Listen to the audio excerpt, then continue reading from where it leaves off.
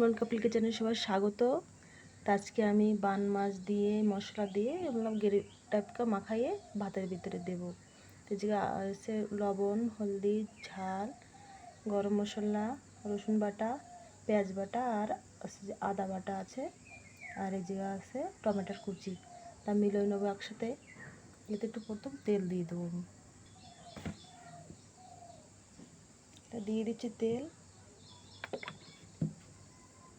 এবার একটু মাখাই নেব, মিলিয়ে নেবো এবার। তো এই যে হয়ে গেছে মাখানো। এবার আমি এই করে মাছটা এরপর দিয়ে দেবো।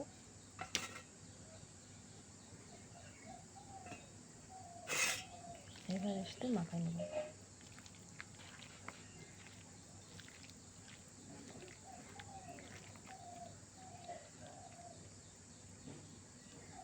এবার আধা ঘন্টা এগুলি রাখে